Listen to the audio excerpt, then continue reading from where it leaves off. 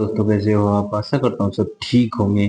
और आज हम बात करते हैं रीट के अंदर जो एग्जाम होने वाली है, मैन थर्ड ग्रेड टीचर की जो एग्जाम होने वाली है उसके ऊपर वो क्यों अटकी हुई है। अभी तक वो अटकी हुई है और ये भी गारंटी नहीं है कि वो जनवरी में एग्जाम होगी। 100% नहीं कह सकता, लेकिन 95% मैं आपको बता दूं कि जनवरी में थर्ड ग्रेड टीचर की एग्जाम नहीं होने वाली है। अब मेन वजह क्या है और जानते हैं उसका पूरा रीजन क्या कारण है और क्यों नहीं हो सकती। पहली बात तो रही इसकी डीपीसी। अब डीपीसी होती क्या है इसको पूरा जानते हैं। देखो तो डीपीसी क्या है। डीपीसी का पूरा नाम होता है डिपार्टमेंट प्रमोशन कमेटी, ठीक है, जिसमें हिंदी में विभागीय पदोन्नति समिति कहते हैं। कहने का मतलब है थर्ड ग्रेड टीचर के डिपार्टमेंट, जो डिपार्टमेंट प्रमोशन होने वाला है टीचर्स का थर्ड ग्रेड से सेकंड ग्रेड में, सेकंड ग्रेड वालों का फर्स्ट ग्रेड में होने वाला है। ये जब होगा तभी जाके क्या होंगे, पद खाली होंगे। वरना 7,000 पदों पर वैकेंसी आई थी और उन्हीं पर करवाने की थी, लेकिन 7,000 बहुत कम होने के कारण ये क्या करवा रहे हैं, पहले डीपीसी करवाएंगे। डीपीसी करवाने के बाद में ये पता चलेगा कि विभाग के अंदर सरकारी विभागों में कितने पद खाली हैं। उस पदों के आधार पर फिर नई भर्ती करवाएंगे। तो दूसरा आगे जानते हैं इसको। एक ऐसी समिति या प्रक्रिया है जो विभागीय, जैसे शिक्षा विभाग, रेलवे, पुलिस आदि में।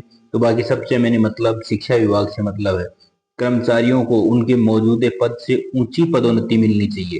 कहने का मतलब उनका क्या होना चाहिए, प्रमोशन होना चाहिए। अब दूसरी बात रही डीपीसी के मुख्य उद्देश्य क्या है, सुनिश्चित करना है पदोन्नति। पहला पर मुख्य उद्देश्य होता है प्रमोशन करना। विभाग में काम करने वाले और अनुभवी कर्मचारियों को उनकी वरिष्ठता या सीनियरिटी, योग्यता, क्वालिफिकेशन और कार्य प्रदर्शन, परफॉर्मेंस के आधार पर अलग अलग पदों पर पदोन्नति की जाएगी। ये थर्ड ग्रेड टीचर हैं उनके लिए बहुत ही खुशखबरी की बात है कि उनको पदोन्नति ये मिलने वाली है।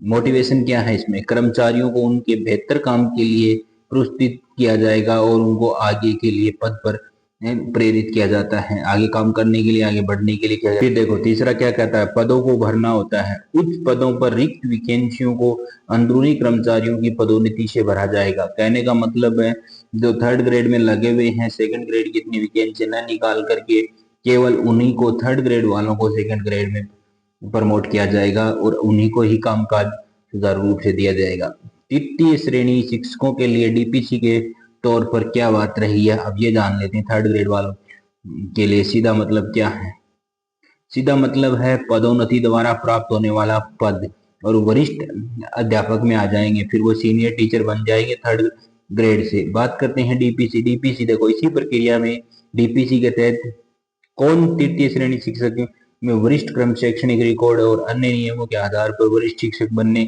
के पात्र में हैं। तो अब ये सब डिटेल तो उन्हीं को पता जिनको जो पात्र होंगे या नहीं होंगे। अब मुख्य चरण क्या होते हैं डीपीसी के, ये देख लेते हैं। डीपीसी के मुख्य चरण आमतौर पर निम्नलिखित चरण होते हैं। रिक्त का निर्धारण किया जाएगा, कितने पद थर्ड ग्रेड सेकंड ग्रेड के रिक्त हैं उनके ऊपर विचार विमर्श किया जाएगा। सबसे पहले ये पता लगाए थे कि उच्च पद वरिष्ठ शिक्षकों के कितने सीट खाली हैं और पदोन्नति से भरने जाने हैं। मतलब कितने पद ऐसे हैं जिनको पदोन्नति से भरे जाएंगे, कितने एग्जाम के नए टीचर्स को शामिल किया जाएगा। अब एलिजिबिलिटी टेस्ट लिस्ट के उनकी पात्रता सूची भी निकाली जाएगी। उनकी विभिन्न विभाग और कर्मचारियों एवं सूची तैयार करते हैं जो पदोन्नति के नियम जैसे न्यूनतम सेवा अवधि, शैक्षणिक योग्यता को पूरी करते हैं। यह सूची अक्सर वरिष्ठ के क्रम पे होती है। वरिष्ठ मतलब जो भी ऊंचे पद पे जाएंगे उनकी योग्यता भी होनी चाहिए और सबसे ज्यादा टाइम के लिए काम कर रहे हो उनके लिए ये पद दिए जाएंगे। सेवा रिकॉर्ड की समीक्षा। डीपीसी समिति प्रत्येक पात्र कर्मचारी के लिए वर्षों से कार्य प्रदर्शन का रिकॉर्ड और अनुशासन योग्यता की बारीकी से जांच करेगी।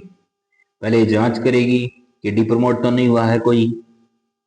समिति की बैठक, डीपीसी में बैठक होती है जो जहां अंतिम रूप से तय हो जाता है कि कौन सा कर्मचारी पदोन्नति होगा या कौन सा। सिलेक्शन सूची जारी करने पर समिति चुने गए कर्मचारियों को नाम की सूची जारी करती है। पद स्थान पोस्टिंग, चयनित पदों के ऊपर वरिष्ठ शिक्षकों में नियुक्ति की जाती है। बाद में बढ़ा हुआ वेतन और उनकी जिम्मेदारियां मिलती है। बाद में जो वेतन बढ़ेगा वो भी मिलेगा उनको और जिम्मेदारियां भी मिलेगी साथ साथ में। डीपीसी अक्सर एक लंबे समय तक अटकी रहती होगी तो इन नियमों के बदलाव के कारण राजस्थान में एडिशन डिग्री का विवाद था। कानूनी अड़चन के कारण, यही वजह से जब यह प्रक्रिया पूरी होती है तो कर्मचारियों को बहुत खुशी मिलती है। कहने का मकसद एक ही है कि डीपीसी है क्या। डीपीसी का मतलब एक इतना ही है कि डीपीसी आपको थर्ड ग्रेड के टोटल कितने पद खाली हैं, कितने टीचर्स को प्रमोट किया जाए ताकि और पद खाली हो जाए, सबको मिलाकर कितने टोटल पद होंगे, उन पदों पर फिर थर्ड ग्रेड की टोटल मुझे लग रहा है कि 16,000 के लगभग, 16,500 या 16,000 के समथिंग आपको क्या मिलेंगे, थर्ड ग्रेड टीचरों की पद मिलेंगे और उन पे ये भर्ती करवाई जाएगी। तो ये एग्जाम हो सकती है 2 महीने डिले हो जाए, 3 महीने डिले हो जाए, इससे ज्यादा तो नहीं होने वाली। लेकिन अपनी तैयारी पे ध्यान रखें और कंटिन्यू लगे रहे। थैंक यू दोस्तों।